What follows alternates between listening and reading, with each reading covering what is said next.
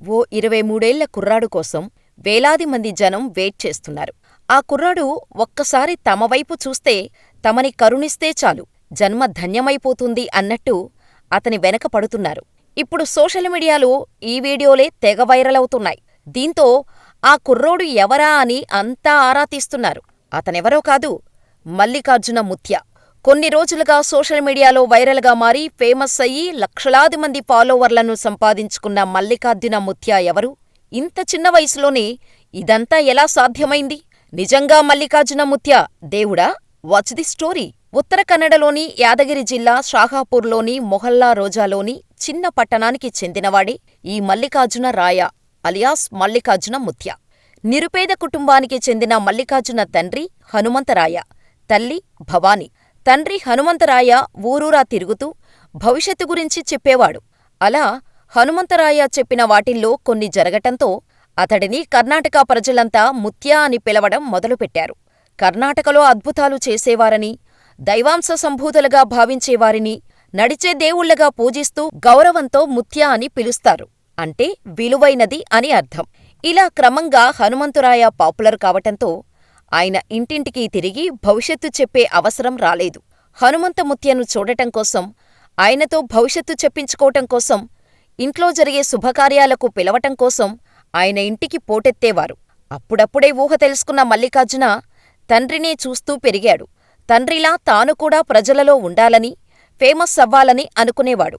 ఓ పక్క తండ్రి దగ్గర భవిష్యవాణి గురించి నేర్చుకుంటూనే మొహల్లా రోజాలోని స్కూల్లో ప్రాథమిక విద్యను కంప్లీట్ చేశాడు.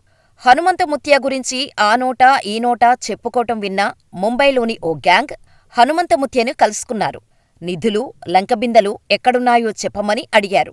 అవి ఎక్కడున్నాయో చెబితే భారీ మొత్తంలో ఫీజిస్తామని ఆశపెట్టారు.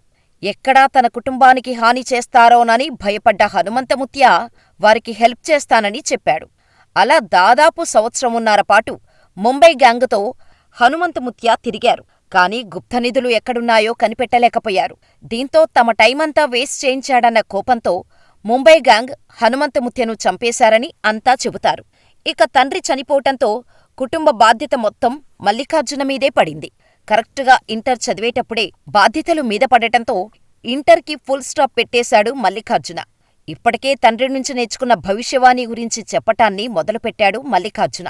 అయితే మల్లికార్జున చెప్పినవి చాలా వరకు నిజం కావటంతో తండ్రి అంశ కొడుకుకి వచ్చిందని ప్రజలంతా నమ్మటం మొదలుపెట్టారు. అలా నెమ్మదిగా మల్లికార్జున గురించి చుట్టుపక్కల వారంతా రావటం మొదలుపెట్టారు.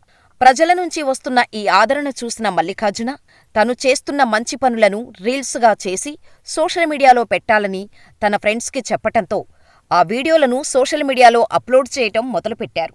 దీంతో కర్ణాటక మొత్తం మల్లికార్జున గురించి తెలిసింది. మల్లికార్జున పాపులారిటీ చూసిన పొలిటీషియన్ బాబూరావు మల్లికార్జున నుంచి లబ్ధి పొందాలని అనుకున్నాడు. దీంతో మల్లికార్జున నుంచి ఆశీర్వాదం తీసుకున్న ఫోటోలను, వీడియోలను సోషల్ మీడియాలో అప్లోడ్ చేశాడు. అంతేకాకుండా మల్లికార్జున కోసం వస్తున్న భక్తుల కోసం నిత్య అన్నదానం చేయటం మొదలుపెట్టాడు.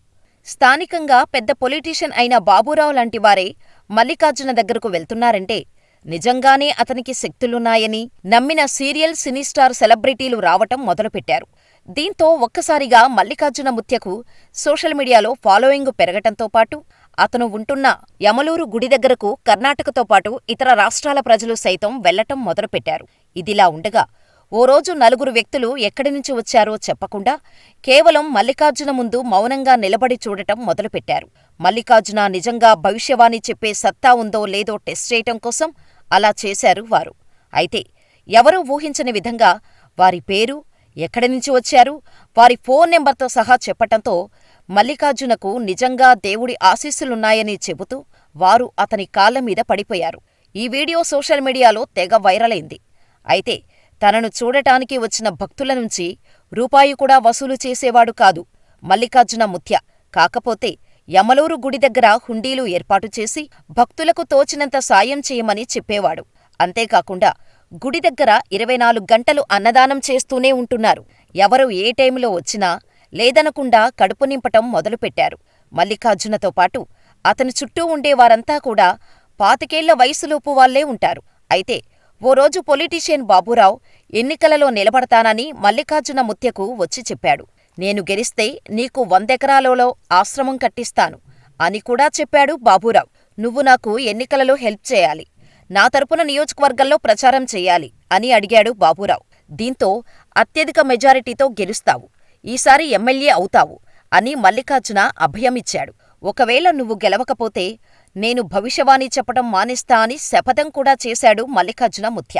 దీంతో మల్లికార్జున ముత్యను నమ్మి కోట్ల డబ్బును ఎలక్షన్స్లో ఖర్చు పెట్టేశాడు బాబూరావు. కాని ఘోరాతిఘోరంగా ఓడిపోయాడు.